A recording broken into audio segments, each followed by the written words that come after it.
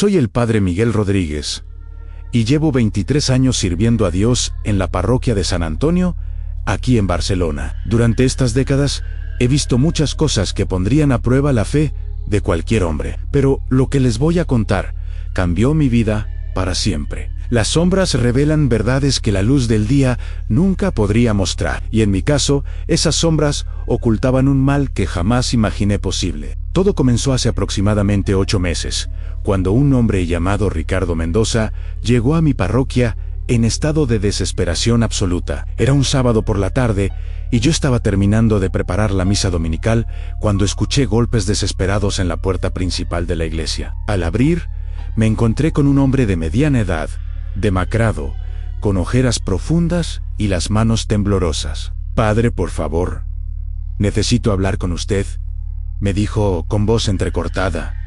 «Es sobre mi esposa. Creo que está poseída. En mis años de ministerio he escuchado muchas historias similares. La gente, cuando se encuentra en situaciones desesperantes, a menudo busca explicaciones sobrenaturales para problemas que son puramente humanos. Sin embargo, había algo en la mirada de Ricardo que me hizo sentir que esta situación era diferente. Lo invité a pasar a la sacristía, donde pudimos hablar con privacidad. Ricardo me contó que su esposa Elena había comenzado a comportarse de manera extraña durante los últimos meses. Según él, se levantaba por las noches, realizaba rituales extraños en el jardín, hablaba idiomas desconocidos y había perdido completamente la fe católica que una vez profesó. «Padre, mi Elena era una mujer devota», me explicó con lágrimas en los ojos. «Íbamos a misa juntos todos los domingos. Rezábamos el rosario cada noche, pero ahora es como si fuera otra persona. Anoche la encontré en el jardín, desnuda, bailando alrededor de un círculo de velas negras, mientras gritaba palabras que no reconozco. Le pedí que me diera más detalles. Ricardo me contó que Elena había comenzado a comprar libros sobre brujería y ocultismo, que había dejado de comer carne y que por las noches susurraba conversaciones con alguien invisible. También mencionó que había encontrado objetos extraños escondidos por toda la casa en hierbas, cristales y lo que parecían ser símbolos satánicos dibujados en papeles. ¿Han consultado con un médico?, le pregunté, siguiendo el protocolo que la iglesia establece para estos casos. «Sí, padre, llevé a Elena con 3 doctores diferentes. Todos dicen que está perfectamente sana, tanto física como mentalmente, pero yo sé que algo demoníaco está pasando. Necesito que me ayude a realizar un exorcismo». La solicitud de un exorcismo no es algo que se tome a la ligera. Según las directrices de la Iglesia Católica, antes de considerar una posesión demoníaca, se deben descartar todas las posibles causas médicas y psicológicas. Además, se requiere la aprobación del obispo y una investigación exhaustiva. «Ricardo», le dije, «entiendo tu preocupación, pero necesito conocer a Elena personalmente antes de poder hacer cualquier evaluación. ¿Sería posible que vinieran juntos a una sesión de consejería matrimonial? Podría ser una forma de que yo observe su comportamiento sin alarmarla». Ricardo aceptó inmediatamente. Quedamos en que traería a Elena el miércoles siguiente por la tarde. Durante los días que siguieron, no pude quitarme de la cabeza la historia de este hombre. Había algo en su desesperación que me conmovía profundamente, pero también algo que me inquietaba sin poder identificar exactamente qué era. El miércoles llegó, y con el Ricardo y Elena, cuando la vi por primera vez, me sorprendí. Elena era una mujer hermosa, de aproximadamente 35 años, con cabello largo y oscuro y ojos verdes penetrantes. Pero lo que más me llamó la atención fue su calma absoluta. Para alguien que supuestamente estaba poseída, se veía notablemente tranquila y centrada. «Padre Miguel», me saludó con una sonrisa cálida. «Ricardo me ha contado mucho sobre usted. Dice que es un hombre muy sabio y comprensivo». Su voz era suave, melodiosa, sin ningún rastro de la agitación que yo esperaba encontrar en alguien bajo influencia demoníaca. Durante nuestra conversación, Elena se mostró inteligente, articulada y sorprendentemente conocedora de las escrituras. «Padre, he estado pasando por una crisis espiritual», me explicó. «Después de años de seguir ciegamente los rituales católicos, comencé a cuestionar muchas cosas. He estado explorando diferentes tradiciones espirituales, tratando de encontrar un camino que realmente resuene conmigo. Ricardo la interrumpió con agitación. ¿Ves, padre? Ella admite que ha abandonado la fe católica y no le está contando sobre los rituales nocturnos, sobre los libros satánicos. No son libros satánicos, Ricardo, respondió Elena con paciencia. Son textos sobre meditación, herbolaria y tradiciones espirituales ancestrales. No hay nada maligno en buscar el crecimiento espiritual. Observé cuidadosamente la dinámica entre ambos. Ricardo estaba visiblemente agitado, constantemente interrumpiendo a Elena, mientras que ella mantenía una calma que podría interpretarse como sobrenatural, o simplemente como la paciencia de alguien que ha tenido que lidiar con estas acusaciones durante meses. Elena, le dije, ¿podrías contarme sobre estos rituales que Ricardo menciona? Por supuesto, padre, respondió sin hesitación. He estado practicando meditación nocturna en nuestro jardín. Enciendo velas aromáticas, quemo hierbas purificadoras como salvia y lavanda, y hago ejercicios de respiración. También he estado estudiando astronomía. Por eso salgo a observar las estrellas. Todo esto parece molestar mucho a Ricardo. Su explicación sonaba perfectamente razonable. Había conocido a muchas personas en mi ministerio que habían adoptado prácticas espirituales alternativas sin que eso implicara nada siniestro. Sin embargo, la convicción de Ricardo era tan intensa que decidí profundizar más. ¿Hay algo más que te preocupe, Ricardo?, le pregunté. Sí, padre. Elena habla idiomas extraños por las noches. Palabras que no reconozco, en voz muy baja, como si estuviera teniendo conversaciones con alguien invisible. Elena suspiró. Ricardo, ya te expliqué que he estado aprendiendo sánscrito como parte de mi estudio de meditación. También estoy practicando mantras en tibetano. Si te despertaras por completo en lugar de medio dormido, te darías cuenta de que estoy recitando oraciones de meditación, no hablando con demonios. Nuevamente, su explicación era lógica. Decidí terminar la sesión con la promesa de que oraría por ambos y que estaría disponible para futuras consultas. Pero algo en toda esta situación me inquietaba. No era Elena lo que me preocupaba, sino la intensidad casi obsesiva de Ricardo. Después de que se fueron, me quedé reflexionando sobre lo que había presenciado. En mis años de ministerio, había visto casos reales de posesión demoníaca, y también había visto muchos casos de personas que confundían problemas psicológicos o matrimoniales con influencias sobrenaturales. Elena no mostraba ninguno de los signos típicos de posesión, no había aversión a los objetos sagrados, no demostraba fuerza sobrenatural, no hablaba en lenguas desconocidas de manera incontrolada, y no mostraba conocimiento de cosas que no debería saber. Sin embargo, Ricardo regresó 2 días después, aún más agitado que antes. Padre, está empeorando, me dijo. Anoche Elena no durmió en nuestra cama. La encontré en el cuarto de huéspedes, rodeada de velas, con un libro abierto, lleno de símbolos extraños. Cuando traté de hablarle, me miró con unos ojos que no eran los suyos. ¿Qué tipo de símbolos?, le pregunté. Ricardo sacó su teléfono y me mostró una foto que había tomado en secreto. En la imagen se veía a Elena sentada en posición de loto, con velas alrededor y un libro abierto frente a ella. Los símbolos en el libro parecían ser caracteres sánscritos, exactamente como ella había explicado. Ricardo, le dije con cuidado, esto no me parece evidencia de posesión demoníaca. Parece que Elena está siendo honesta sobre sus prácticas de meditación. Usted no la conoce como yo, exclamó Ricardo. Mi esposa era una mujer simple, devota. Nunca había mostrado interés en estas cosas.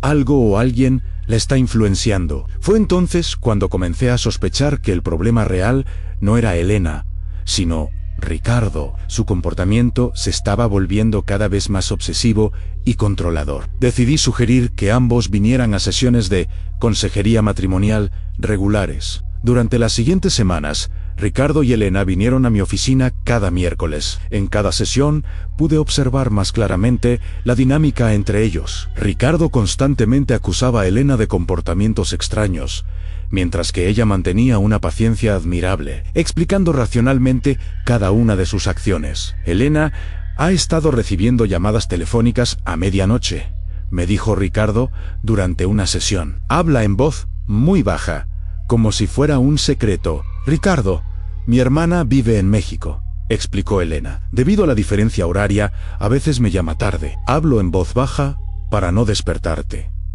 ¿Y qué hay de las hierbas que quemas? Toda la casa huele raro. Son hierbas aromáticas para la meditación, Ricardo.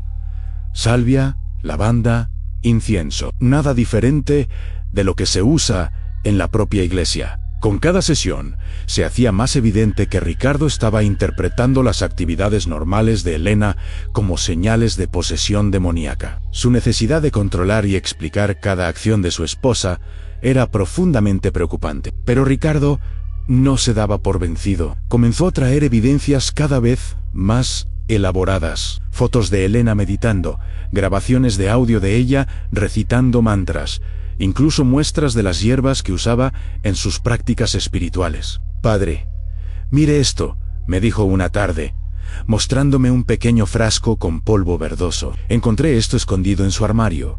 Apuesto a que es algún tipo de veneno o droga satánica. Examiné el contenido. Era claramente matcha en polvo, un té verde japonés que muchas personas usan para meditación y rituales de mindfulness. Ricardo, esto es té verde. Se usa comúnmente en prácticas de meditación. ¿Está seguro, padre? A mí me parece sospechoso. Su paranoia estaba alcanzando niveles peligrosos. Decidí hablar con Elena en privado durante una de nuestras sesiones. Elena, ¿cómo te sientes en tu matrimonio? Le pregunté cuando Ricardo salió un momento al baño. Por primera vez, vi una grieta en su calma exterior. Sus ojos se llenaron de lágrimas. Padre, estoy asustada, me susurró. Ricardo se está volviendo cada vez más controlador. Revisa mi teléfono. Me sigue cuando salgo de casa. Y ahora está convencido de que estoy poseída por demonios a no sé qué hacer. ¿Has considerado buscar ayuda profesional? Le pregunté. Lo he sugerido, pero él dice que los doctores no pueden ayudar con problemas espirituales. Insiste en que usted es la única persona que puede salvarme. Padre, yo no necesito ser salvada. Solo necesito que mi esposo deje de verme como una enemiga. En ese momento, regresó Ricardo y Elena inmediatamente volvió a su compostura calmada. Era evidente que había aprendido a protegerse emocionalmente de las acusaciones constantes de su esposo. Después de esa sesión, decidí que era hora de hablar con Ricardo sobre la posibilidad de que él fuera quien necesitara ayuda psicológica. Pero cuando se lo sugerí, su reacción fue explosiva.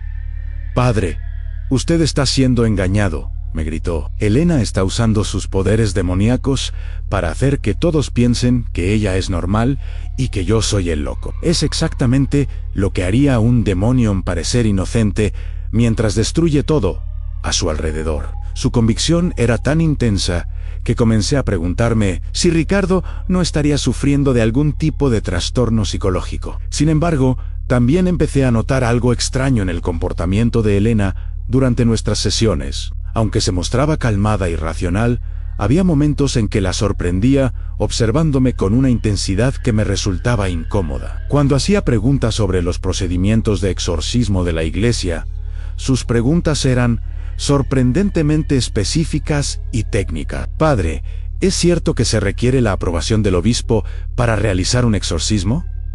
Me preguntó una tarde. Sí. Elena, ¿por qué lo preguntas? Solo curiosidad. Ricardo habla tanto de exorcismos que me preguntaba cómo funciona realmente el proceso, pero había algo en la forma en que hacía estas preguntas que me inquietaba. No parecían surgir de curiosidad casual, sino de un interés muy específico en los procedimientos y regulaciones. Una noche, mientras oraba en la iglesia después de cerrar, escuché ruidos extraños viniendo de la sacristía. Cuando fui a investigar, encontré a Elena parada frente al armario donde guardamos los objetos sagrados. Elena, le dije, sorprendido. ¿Qué haces aquí? ¿Cómo entraste? Padre, perdóneme, me dijo con una sonrisa. La puerta estaba abierta y quería hablar con usted. Tengo algo importante que decirle sobre Ricardo. ¿Qué sucede? Creo que Ricardo está planeando hacerme daño. Esta mañana lo encontré escribiendo en un diario, y alcancé a ver palabras como eliminar y deshacerse de... Padre, tengo miedo de que esté planeando matarme, y después decir que fue un exorcismo que salió mal. Sus palabras me helaron la sangre. Si Ricardo realmente estaba planeando hacerle daño a Elena, tenía que intervenir inmediatamente. Elena, ¿estás segura de lo que viste? Completamente, Padre Ang. Y hay algo más. Ricardo me ha estado dando una medicina que dice que usted le recomendó para fortalecer mi espíritu. Pero después de tomarla, me siento confundida y desorientada.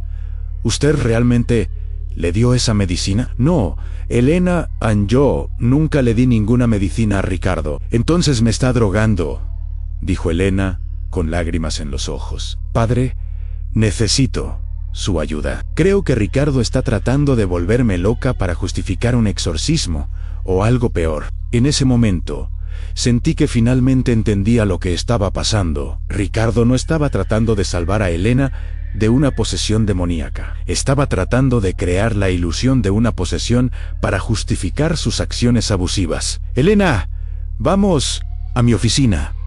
¿Necesitas llamar a la policía? No, padre, si llamo a la policía, Ricardo dirá que estoy loca. Necesito que usted me ayude a demostrar lo que está haciendo. ¿Qué propones? Finja que va a realizar un exorcismo. Dígale a Ricardo que está convencido de que estoy poseída. Yo actuaré como si estuviera siendo exorcizada.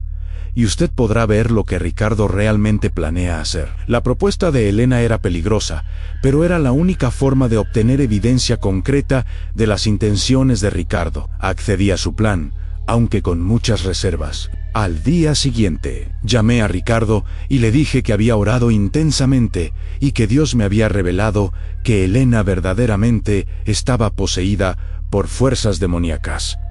«Lo sabía», exclamó Ricardo. «¿Cuándo podemos realizar el exorcismo?» «Este sábado por la noche, después de que termine el horario de misa, tendremos privacidad total». Durante los días siguientes, Ricardo visitó la iglesia varias veces para prepararse espiritualmente para el exorcismo. Cada vez que venía, hacía preguntas específicas sobre el procedimiento, sobre qué tan violenta podría volverse Elena durante el proceso y sobre qué pasaría si algo salía mal. «Padre, ¿es posible que Elena muera durante el exorcismo?», me preguntó directamente. «¿Por qué harías esa pregunta, Ricardo? Es que he leído que a veces los demonios son tan fuertes que pueden matar al huésped antes de ser expulsados. Solo quiero estar preparado mentalmente». Sus preguntas confirmaban las sospechas de Elena. Ricardo estaba planeando algo durante el falso exorcismo, algo que podría resultar en la muerte de Elena. El sábado por la noche llegó. Ricardo trajo a Elena a la iglesia alrededor de las 9 p.m. Elena actuó perfectamente el papel de una mujer aterrorizada que había sido arrastrada contra su voluntad.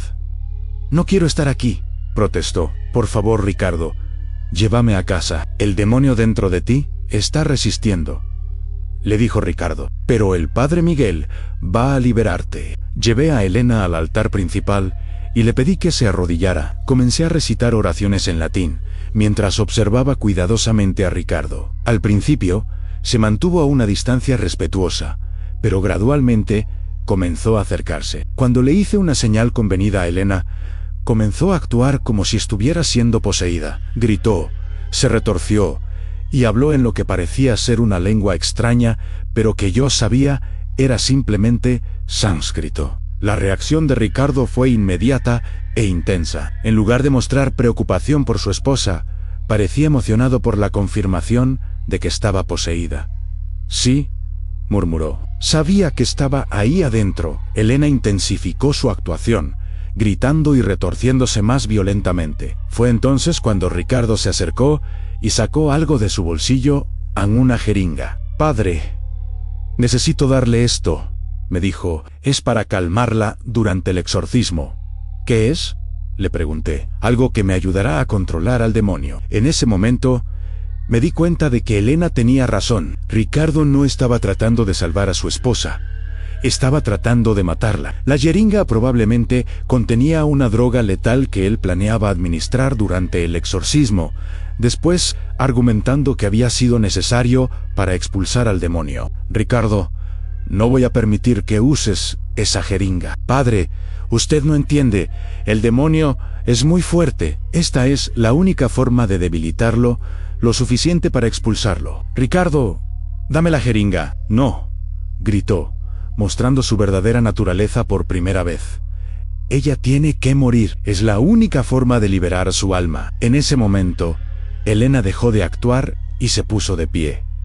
¿Escuchaste eso, Ricardo?, dijo con voz calmada. Acabas de admitir que quieres matarme. Ricardo se quedó inmóvil, dándose cuenta de que había revelado sus verdaderas intenciones. Elena, el demonio me está confundiendo. No hay demonio. Ricardo, nunca hubo demonio. Solo hay un hombre que quiere matar a su esposa. Fue entonces cuando me di cuenta de que había sido manipulado desde el principio, no por fuerzas demoníacas, sino por una mujer increíblemente inteligente que había orquestado todo para salvar su propia vida. Elena, le dije, ¿cuánto tiempo llevas planeando esto? Desde que me di cuenta de que Ricardo estaba envenenándome lentamente, respondió, las medicinas que decía que usted le había dado eran veneno, muy poco cada vez, para que pareciera que me estaba volviendo loca gradualmente. Y los rituales nocturnos, los libros de ocultismo, todo fue actuado. Padre, cuando me di cuenta de que Ricardo estaba tratando de crear evidencia de que yo estaba poseída, decidí darle exactamente lo que quería ver. Compré los libros, realicé los rituales, actué de manera extraña, todo para que él se convenciera de que necesitaba un exorcismo. Pero ¿por qué involucrarme a mí? Porque necesitaba un testigo respetable que pudiera verificar las verdaderas intenciones de Ricardo. Si hubiera llamado a la policía directamente, él habría dicho que estaba loca. Pero ahora usted lo escuchó admitir que quería matarme. Elena tenía razón. Sin su elaborado plan, Ricardo habría encontrado una forma de matarla y después habría convencido a todos de que había sido un accidente o que ella realmente estaba poseída y que él había actuado en defensa propia. ¿Cómo supiste que yo accedería a ayudarte? Porque es usted un hombre bueno, padre. Sabía que una vez que viera la verdad, haría lo correcto. Ricardo seguía parado allí, sosteniendo la jeringa, completamente expuesto en su maldad. Elena, tú me manipulaste, balbuceó. Te di exactamente lo que querías ver, Ricardo. Si hubieras sido un buen esposo, nunca habrías interpretado mis actividades como evidencia de posesión demoníaca. Pero los rituales, los libros, todo era real. Era actuación, Ricardo, muy buena actuación, pero actuación al fin. En ese momento, llamé a la policía. Mientras esperábamos, Elena me explicó los detalles completos de lo que había estado sucediendo. Ricardo comenzó a envenenarme hace casi un año, me dijo. Al principio pensé que simplemente me estaba enfermando, pero después encontré los frascos de veneno escondidos en el garaje. Fue entonces cuando me di cuenta de que estaba tratando de matarme lentamente.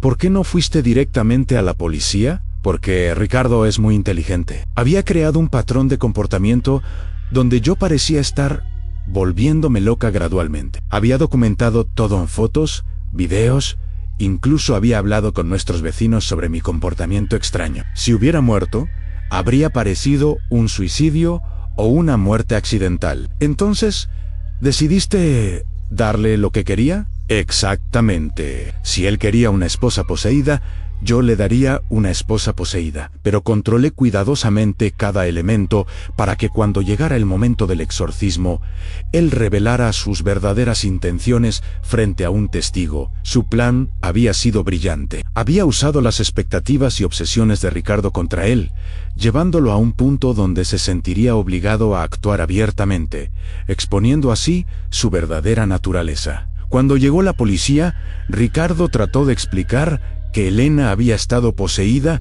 y que él solo había estado tratando de salvarla. Pero la jeringa contenía una dosis letal de insulina y su admisión de que ella tiene que morir había sido escuchada por mí como testigo. Elena había documentado todo meticulosamente.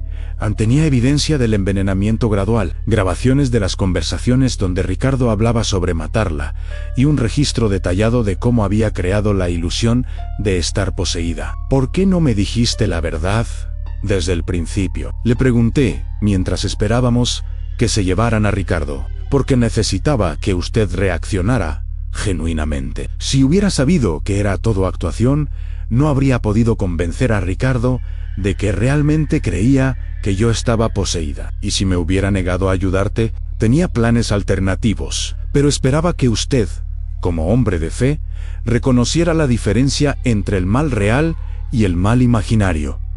Elena había arriesgado todo en su plan. Si algo hubiera salido mal, si Ricardo hubiera actuado antes de tiempo, o si yo no hubiera accedido a ayudarla, ella habría muerto. ¿Valió la pena el riesgo?, le pregunté. Padre, cuando alguien está tratando de matarte, cualquier riesgo vale la pena si significa salvar tu vida. Los meses siguientes fueron un torbellino de procedimientos legales. Ricardo fue acusado de intento de asesinato y envenenamiento. Durante el juicio, salió a la luz que había estado planeando matar a Elena durante más de un año, y que había usado la cobertura de la posesión demoníaca para justificar sus acciones. Elena se convirtió en una especie de heroína local, una mujer que había usado su inteligencia y determinación para salvar su propia vida. Pero para mí, toda la experiencia había sido profundamente perturbadora. Me di cuenta de que había sido manipulado, no por fuerzas demoníacas, sino por una mujer desesperada, que había usado mi fe y mi deseo de ayudar contra mí. Aunque entendía sus motivaciones y admiraba su ingenio, no podía evitar sentirme utilizado. Elena, le dije cuando vino a verme después del juicio, ¿alguna vez sentiste remordimiento por engañarme? Padre, si no lo hubiera hecho, estaría muerta. ¿Usted se arrepiente de haber ayudado a salvar la vida de una mujer inocente? Tenía razón, por supuesto, pero la experiencia me había enseñado que el mal puede presentarse de muchas formas diferentes, y que a veces las personas más peligrosas son aquellas que usan nuestra bondad y nuestros instintos protectores contra nosotros. ¿Realmente practicabas meditación y yoga?, le pregunté. Elena sonrió por primera vez desde que la conocían. Sí, padre. Esas partes eran reales. Encontré mucha paz en esas prácticas, especialmente durante los meses más difíciles. ¿Y los mantras en sánscrito? Los aprendí específicamente para el plan. Pero después de todo esto, creo que continuaré estudiando. Hay algo hermoso en esas tradiciones espirituales. Después de que Elena se fue, me quedé reflexionando sobre toda la experiencia. Había aprendido que el mal verdadero no siempre se presenta con cuernos y cola, sino que a menudo viene disfrazado de preocupación, amor y protección. Ricardo había usado su supuesta devoción religiosa para justificar el control y eventualmente el intento de asesinato de su esposa. Había manipulado mi fe y mi deseo de ayudar para convertirme en un cómplice involuntario de su plan. Pero Elena también me había manipulado, aunque con intenciones completamente diferentes. Había usado mi compasión y mi sentido de justicia para salvar su propia vida. Su manipulación había sido en defensa propia, pero manipulación al fin. La pregunta que me siguió atormentando fue, ¿había hecho lo correcto? ¿Estaba bien que Elena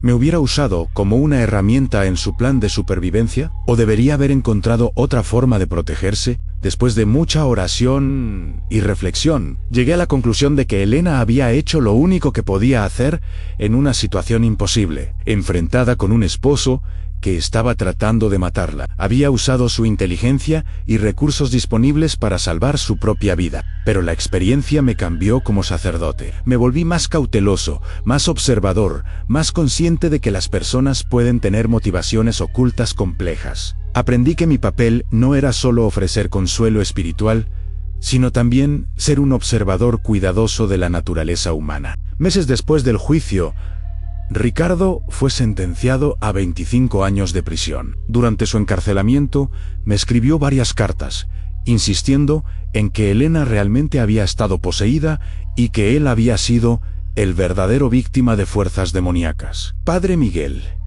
escribió en una de sus cartas, usted fue engañado por el demonio. Elena usó poderes sobrenaturales para hacer que todos pensaran que era inocente. Algún día se dará cuenta de la verdad. Nunca respondí a sus cartas. Ricardo había creado su propia realidad donde él era el héroe y Elena era el monstruo, incluso enfrentado con evidencia abrumadora de su culpabilidad. Se aferraba a la narrativa de que había sido el salvador incomprendido.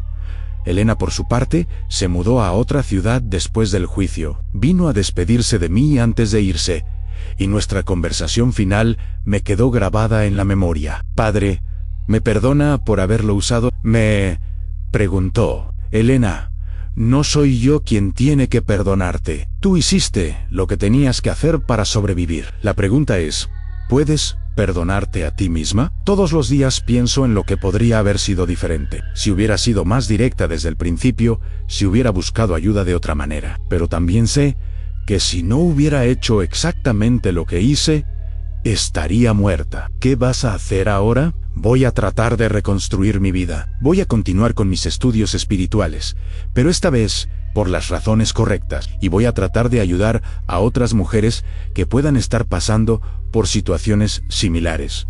¿Cómo? Quiero estudiar psicología, especializarme en violencia doméstica. Creo que mi experiencia podría ser útil para ayudar a otras mujeres a reconocer las señales de peligro antes de que sea demasiado tarde. Su plan de usar su trauma como una forma de ayudar a otros me conmovió profundamente. Elena había transformado su experiencia más oscura en una oportunidad para sanar y servir. «Elena», le dije, «creo que serás excelente en eso. Tienes una comprensión única de cómo las personas pueden manipular la percepción de la realidad».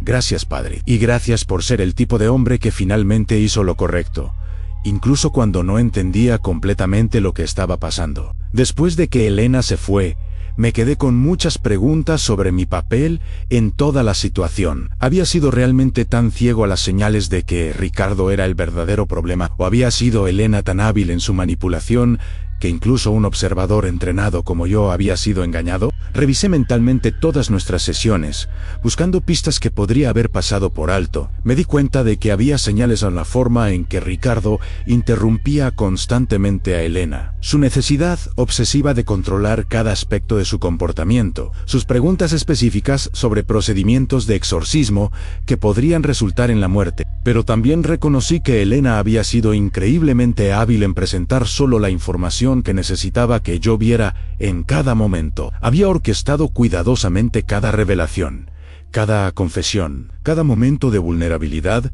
para guiarme hacia las conclusiones que necesitaba que alcanzara. En retrospectiva, me di cuenta de que había sido una actuación magistral. Elena había estudiado tanto a Ricardo como a mí, había entendido nuestras motivaciones y había usado ese conocimiento para crear una situación donde la verdad finalmente saldría a la luz. Pero su éxito también me hizo reflexionar sobre mis propias vulnerabilidades como consejero espiritual. ¿Cuántas veces en mi ministerio había sido manipulado por personas que sabían exactamente qué botones presionar? ¿Cuántas veces había confundido mi deseo de ayudar con juicio claro? Decidí buscar entrenamiento adicional en psicología y detección de abuso doméstico. Si iba a continuar sirviendo como consejero para parejas en crisis, necesitaba mejores herramientas para identificar las dinámicas peligrosas antes de que escalaran a intentos de asesinato. 3 años después del juicio, recibí una carta de Elena.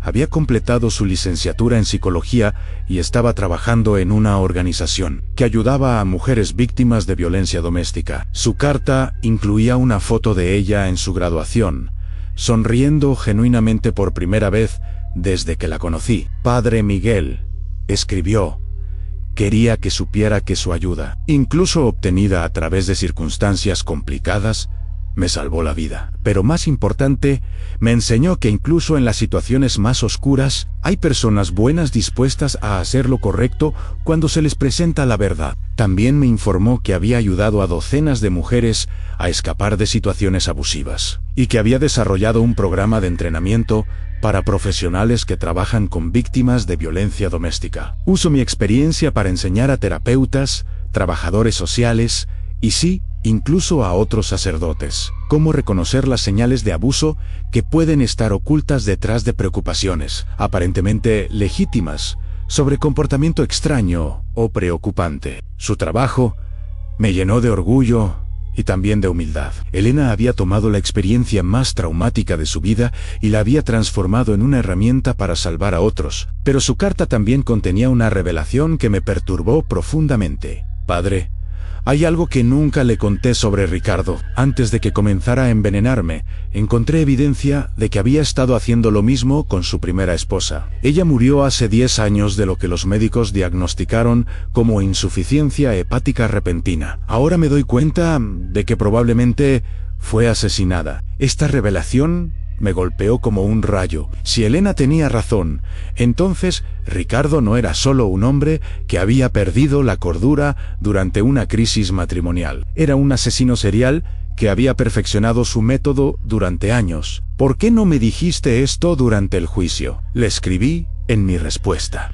Su respuesta llegó 2 semanas después, porque no tenía evidencia concreta y porque ya había logrado lo que necesitaba, al mantenerme viva y asegurarme de que Ricardo fuera castigado. Traer a colación la muerte de su primera esposa sin pruebas sólidas habría complicado el caso y posiblemente habría permitido que sus abogados argumentaran que yo estaba tratando de dañar su reputación con acusaciones sin fundamento. Pero Elena había continuado investigando privadamente. Había contratado a un investigador privado para examinar las circunstancias de la muerte de la primera esposa de Ricardo, y había encontrado patrones perturbadores. La primera esposa, Carmen, también había comenzado a mostrar comportamiento extraño antes de su muerte, escribió Elena. Según los registros médicos que pude obtener, había visitado a varios doctores quejándose de síntomas que son consistentes con envenenamiento lento, pero nunca se hizo una autopsia completa, porque su muerte fue atribuida a causas naturales. Elena había presentado esta información a las autoridades y habían reabierto la investigación de la muerte de Carmen. 3 meses después, exhumaron el cuerpo y encontraron evidencia de envenenamiento por arsénico. Ricardo fue acusado de un segundo asesinato, pero para entonces ya estaba cumpliendo su sentencia de 25 años. La evidencia del asesinato de Carmen no cambió su situación legal inmediata, pero proporcionó cierre a la familia de su primera esposa. Padre, me escribió Elena en su carta final, me pregunto cuántas otras mujeres podrían haber sido víctimas de Ricardo si yo no hubiera logrado detenerlo. Me pregunto cuántos otros hombres como él están ahí fuera, usando preocupaciones aparentemente legítimas sobre el comportamiento de sus esposas para justificar abuso o algo peor. Su pregunta me persiguió durante meses. ¿Cuántas veces en mi ministerio había visto situaciones similares, pero no había reconocido las señales? ¿Cuántas veces había aconsejado a mujeres que fueran más comprensivas con esposos que estaban mostrando comportamientos controladores o abusivos? Decidí revisar todos los casos de consejería matrimonial que había manejado en los últimos 10 años. Lo que encontré me perturbó profundamente. Había al menos 5 casos donde esposos habían venido a quejarse sobre el comportamiento extraño o preocupante de sus esposas. Y en todos los casos, había aconsejado a las mujeres que fueran más comprensivas y trabajaran en sus matrimonios. Contacté a estas mujeres para hacer un seguimiento y descubrí que 3 de ellas habían experimentado escaladas significativas en el comportamiento controlador de sus esposos después de nuestras sesiones. Una había terminado hospitalizada después de una caída que ahora sospechaba había sido causada por su esposo. Me di cuenta de que mi falta de entrenamiento en reconocer abuso doméstico había hecho que inadvertidamente facilitara el abuso en lugar de prevenirlo. Este conocimiento me llenó de una culpa profunda y una determinación renovada de nunca volver a fallar a una mujer en peligro. Busqué entrenamiento intensivo en violencia doméstica y establecí protocolos estrictos para evaluar la seguridad de las mujeres que venían a consejería matrimonial. También comencé a colaborar con organizaciones locales que trabajaban con víctimas de abuso doméstico. Pero la lección más importante que aprendí de Elena fue que el mal a menudo se presenta disfrazado de preocupación legítima. Ricardo había usado su supuesta devoción religiosa y su preocupación por el bienestar espiritual de Elena para justificar comportamientos que eran fundamentalmente abusivos y eventualmente letales. 5 años después del juicio, Elena vino a visitarme. Había completado su maestría en psicología y había escrito un libro sobre su experiencia titulado Cuando el Salvador se convierte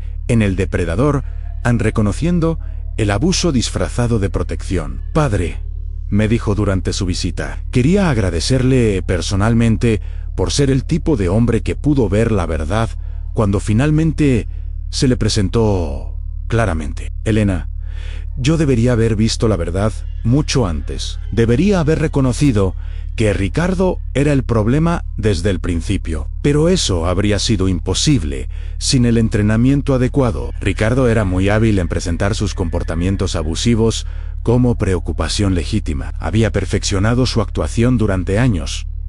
¿Cómo te sientes ahora, después de todo este tiempo? Libre, me respondió sin hesitación. Por primera vez en años, me siento completamente libre. Pero también siento una responsabilidad enorme de asegurarme de que otras mujeres no pasen por lo que yo pasé. ¿Y tu vida espiritual? ¿Cómo te afectó toda esta experiencia? Elena sonrió. Curiosamente, me acercó más a Dios cuando estaba en el momento más oscuro de mi vida, cuando literalmente estaba luchando por mi supervivencia. Sentí una fuerza que me guiaba. No sé si fue intuición, supervivencia o intervención divina, pero algo me ayudó a ver exactamente lo que necesitaba hacer. ¿Sigues practicando meditación? Sí, pero ahora por las razones correctas. Ya no estoy actuando para crear una ilusión. Estoy realmente buscando paz y conexión espiritual. Su respuesta me conmovió profundamente. Elena había logrado encontrar algo genuinamente espiritual en prácticas que originalmente había adoptado como parte de una elaborada actuación para salvar su vida. Elena, ¿alguna vez te arrepientes de haber tenido que manipularme? Padre, me arrepiento de que haya sido necesario. Me arrepiento de que vivimos en un mundo donde una mujer tiene que crear una elaborada actuación para salvar su propia vida. Pero no me arrepiento de haber hecho lo que era necesario para sobrevivir. ¿Y si hubieras estado equivocada sobre las intenciones de Ricardo? Entonces habría sido una mujer paranoica que montó una actuación innecesaria. Pero habría estado viva para lidiar con las consecuencias de mi paranoia. Cuando alguien está tratando de matarte, es mejor estar equivocada y viva que correcta y muerta. Su pragmatismo me impresionó. Elena había hecho cálculos fríos y racionales sobre su supervivencia y había estado dispuesta a arriesgar su reputación y relaciones para salvar su vida. ¿Qué consejo le darías a otras mujeres que puedan estar en situaciones similares?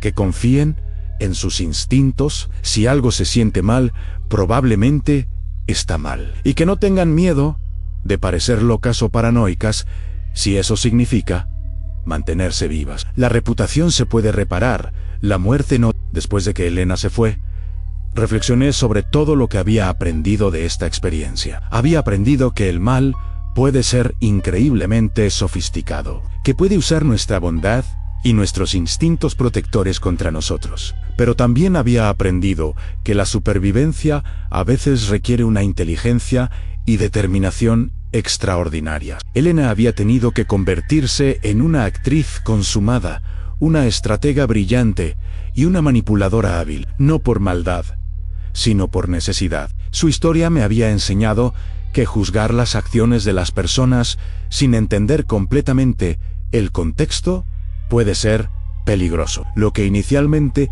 parecía ser engaño y manipulación por parte de Elena resultó ser una lucha desesperada por la supervivencia. Años después, cuando reflexiono sobre toda esta experiencia, me doy cuenta de que Elena me enseñó más sobre la naturaleza humana que cualquier libro de teología o curso de seminario. Me enseñó que las personas pueden ser increíblemente resilientes cuando se enfrentan a amenazas existenciales, y que la supervivencia a veces requiere métodos que pueden parecer cuestionables desde el exterior. Pero también me enseñó que como consejero espiritual, tengo la responsabilidad de desarrollar las habilidades necesarias para reconocer cuando alguien está en peligro real, incluso cuando ese peligro está disfrazado de preocupación legítima. La experiencia cambió fundamentalmente mi enfoque al ministerio. Ahora, soy mucho más consciente de las dinámicas de poder en las relaciones, más sensible a las señales de abuso, y más dispuesto a desafiar narrativas que parecen demasiado convenientes para una de las partes. Pero quizás lo más importante es que aprendí que a veces las personas más necesitadas de ayuda son aquellas que parecen estar más en control. Elena había mantenido una fachada de calma y racionalidad incluso mientras luchaba por su vida, y había sido lo suficientemente inteligente como para usar las percepciones y sesgos de otros para salvar su propia vida. Su historia me recordó que como sirvientes de Dios, nuestro deber no es juzgar los métodos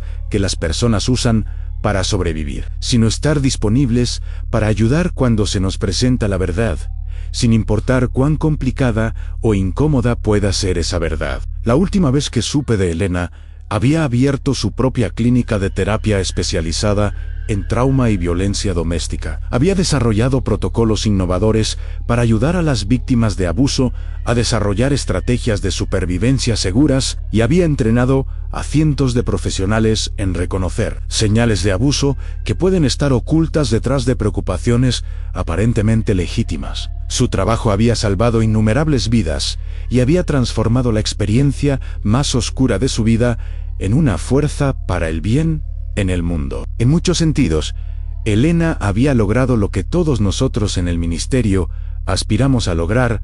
Había tomado el sufrimiento y lo había transformado en sanación para otros. Cuando pienso en Elena ahora, no la veo como la mujer que me manipuló para salvar su vida. La veo como una superviviente extraordinaria que tuvo el valor y la inteligencia para luchar por su vida, cuando nadie más estaba en posición de protegerla. Su historia me enseñó que a veces los milagros no vienen en la forma que esperamos. A veces vienen en la forma de una mujer desesperada que encuentra dentro de sí misma la fuerza y la astucia para superar a un depredador que había perfeccionado su método durante años. Y me enseñó que como sirvientes de Dios, nuestro papel no es siempre ser los salvadores, sino a veces ser los testigos que validan la verdad cuando finalmente sale a la luz. Las sombras, como siempre digo, revelan verdades que la luz del día no puede mostrar. En el caso de Elena y Ricardo,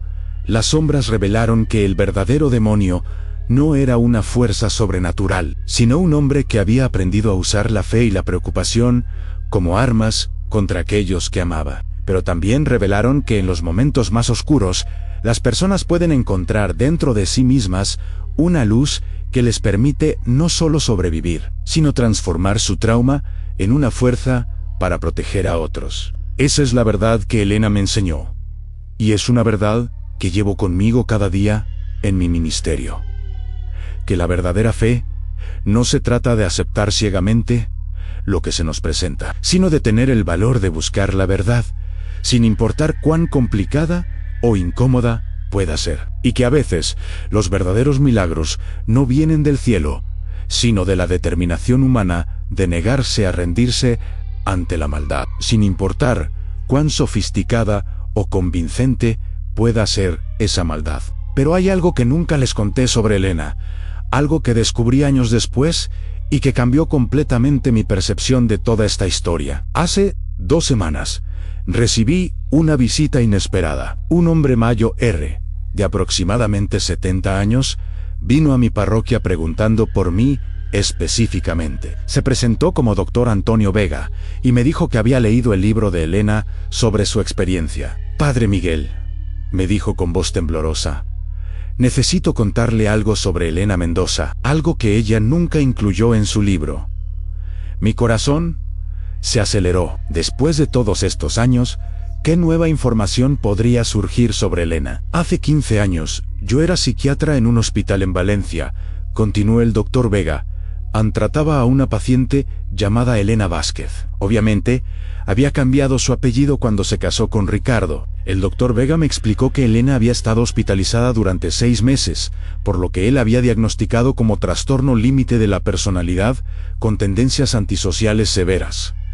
Padre, Elena era una manipuladora extraordinaria. Había convencido a su familia anterior de que su primer esposo la estaba abusando, cuando en realidad ella lo estaba envenenando lentamente con anticoagulante. Cuando finalmente el hombre murió de una hemorragia interna, Elena había desaparecido. Mis manos comenzaron a temblar. ¿Está usted seguro de que es la misma Elena? El doctor Vega sacó un archivo viejo y me mostró fotografías.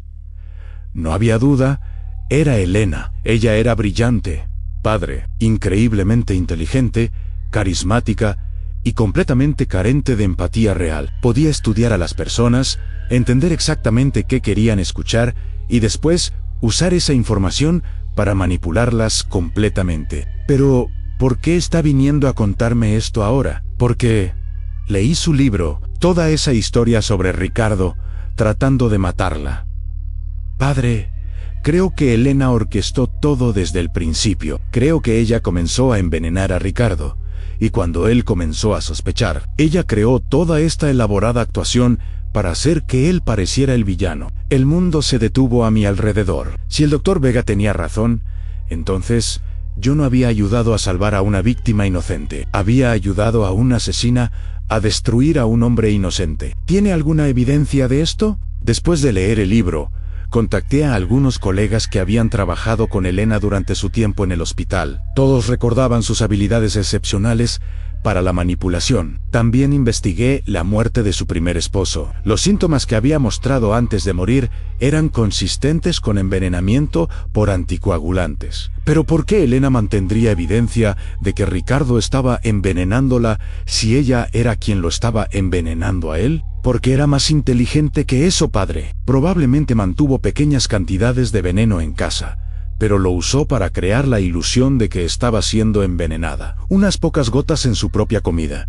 lo suficiente para crear síntomas menores, pero no lo suficiente para hacerle daño real. La revelación me golpeó como una avalancha. Recordé cómo Elena había sido tan específica sobre los síntomas que había experimentado, cómo había documentado todo tan meticulosamente, cómo había sido tan convincente en su actuación. Y los comportamientos extraños que Ricardo reportó probablemente eran reales, pero no porque estuviera poseída o loca. Elena estaba creando deliberadamente comportamientos extraños para hacer que Ricardo pareciera paranoico cuando los reportara. Era una forma de establecer un patrón donde él se vería como el esposo controlador obsesionado con el comportamiento de su esposa. Pero ¿qué hay de la jeringa que Ricardo trajo al falso exorcismo? ¿Pero qué hay de la jeringa que Ricardo trajo al falso exorcismo?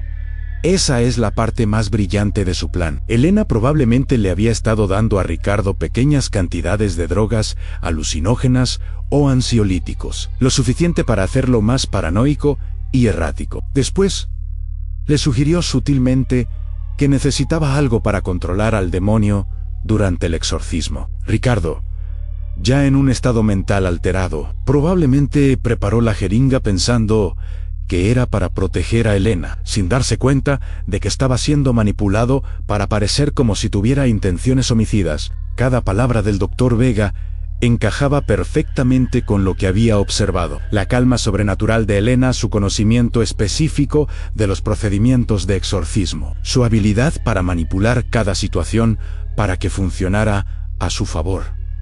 ¿Qué pasó con Elena después de que dejó el hospital? Desapareció. Cambió su identidad, se mudó a otra ciudad y aparentemente encontró a Ricardo. Él era probablemente el objetivo perfecto a un hombre religioso, confiado, con dinero y sin experiencia con manipuladores sofisticados. ¿Y cree que ella lo mató? Padre, no tengo evidencia concreta, pero sí sé que Elena era capaz de asesinato, y sé que era lo suficientemente inteligente como para hacer que pareciera que la víctima era el agresor. Después de que el Dr. Vega se fue, me quedé en la iglesia durante horas tratando de procesar lo que había escuchado. Si era verdad, entonces Elena había orquestado la destrucción completa de Ricardo. Había usado mi fe y mi deseo de ayudar como herramientas en su plan, y había salido como una heroína. Pero lo más perturbador era que incluso ahora, incluso sabiendo lo que posiblemente había hecho, no podía evitar admirar la brillantez de su plan. Había identificado exactamente qué tipo de historia necesitaba contar para que cada persona involucrada actuara exactamente como ella necesitaba. Conmigo había sido la víctima desesperada que necesitaba protección. Con Ricardo había sido la esposa confundida que necesitaba guía espiritual. Con la policía había sido la mujer inteligente que había superado a un esposo abusivo. Con el público había sido la sobreviviente inspiradora que había transformado su trauma en propósito. Cada actuación había sido perfecta para su audiencia específica. 2 días después, decidí contactar a la policía con la información que había recibido del Dr. Vega, pero Cuando llamé, me dijeron que Elena había muerto en un accidente automovilístico 6 meses atrás. ¿Un accidente?, pregunté. Sí, padre, muy trágico. Su coche se salió de la carretera durante una tormenta. Murió instantáneamente. Pero algo en la voz del oficial me hizo sospechar. ¿Había algo sospechoso sobre el accidente? Bueno, padre, oficialmente fue un accidente. Pero entre usted y yo, había algunas cosas extrañas. El coche había sido saboteado de una manera muy sutil. Los frenos habían sido tampered con, pero de una forma que solo se activaría bajo ciertas condiciones específicas. ¿Tienen algún sospechoso? Esa es la cosa extraña. Padre, encontramos evidencia de que Elena había estado siendo seguida durante varios meses antes de su muerte. Alguien había estado observando sus patrones, estudiando sus rutinas, pero nunca pudimos identificar quién. Después de colgar, me quedé reflexionando sobre esta nueva información. Si Elena realmente había sido la manipuladora que el Dr. Vega había descrito, entonces había muchas personas que podrían haber querido venganza contra ella. ¿Había sido la familia de su primer esposo, un familiar de Ricardo? O tal vez otra víctima que nunca conocimos. Una semana después, recibí una carta anónima. No tenía remitente, pero había sido enviada desde una ciudad a cientos de kilómetros de distancia. Padre Miguel, decía la carta, usted no me conoce, pero yo estuve casado con Elena antes de que fuera Elena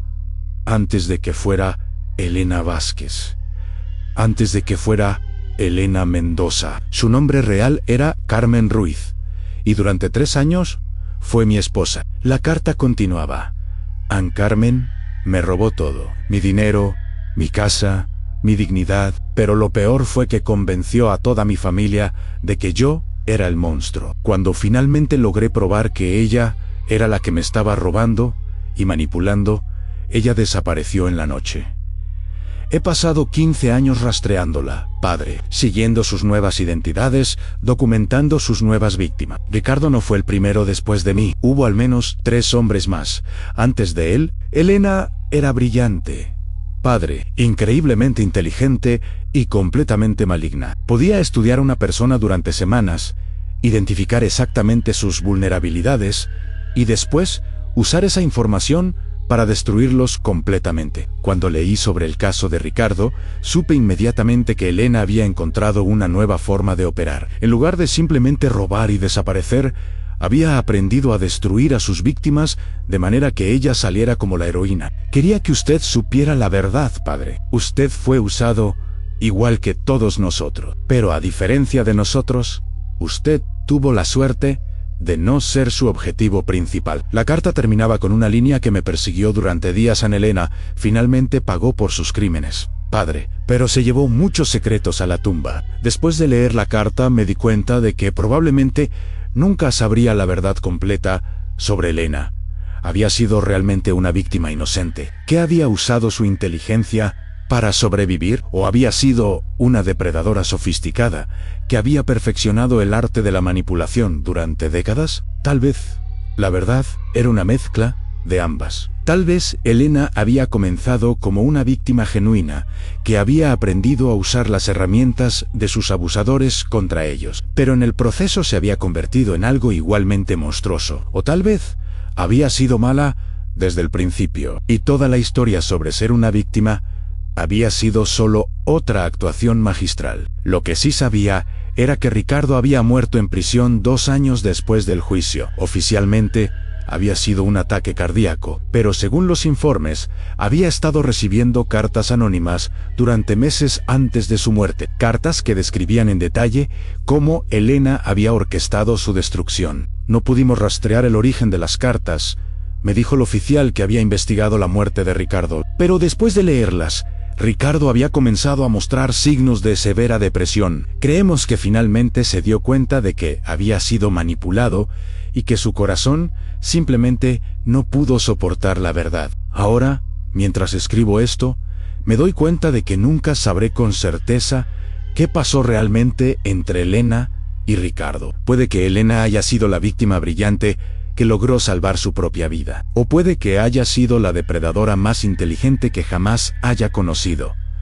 Pero lo que sí sé es que fui usado. Mis instintos protectores, mi fe, mi deseo de ayudar en todo, fue utilizado como herramientas en un juego que nunca entendí completamente. Y lo más perturbador es que incluso ahora, incluso sabiendo lo que posiblemente Elena era capaz de hacer, no puedo evitar cierto respeto por su brillantez. Había jugado un juego increíblemente complejo, y había ganado completamente, hasta que alguien la mató. La verdad es que nunca sabré si Elena merecía morir de la manera que lo hizo. Nunca sabré si Ricardo merecía pasar sus últimos años en prisión, muriendo con la realización de que había sido completamente manipulado. Lo que sí sé es que las sombras que pensé que habían revelado la verdad, solo me habían mostrado otra capa de engaño. Y que, en mi ministerio, he aprendido que a veces la verdad es demasiado compleja para ser completamente entendida por mentes humanas. Tal vez esa es la lección más importante que Elena me enseñó. El mal puede ser tan sofisticado, tan convincente y tan hermoso en su ejecución, que incluso, después de ser expuesto, todavía puede mantenernos cuestionando que era real y que era performance. Y tal vez, en el fondo, esa era su victoria final, incluso en la muerte. Seguía controlando la narrativa, seguía manteniendo a todos los que la conocieron, preguntándose si habían conocido a una víctima brillante o a una depredadora perfecta, porque después de todo, las sombras no solo revelan verdades. A veces, las sombras simplemente nos muestran que tampoco realmente sabemos sobre las personas que pensamos que conocemos. Antes de pasar al siguiente relato, asegúrate de estar suscrito al canal y de haber activado la campanita para recibir las próximas historias. Aprecio mucho tu compañía y tu apoyo hace toda la diferencia. Bueno, sigamos.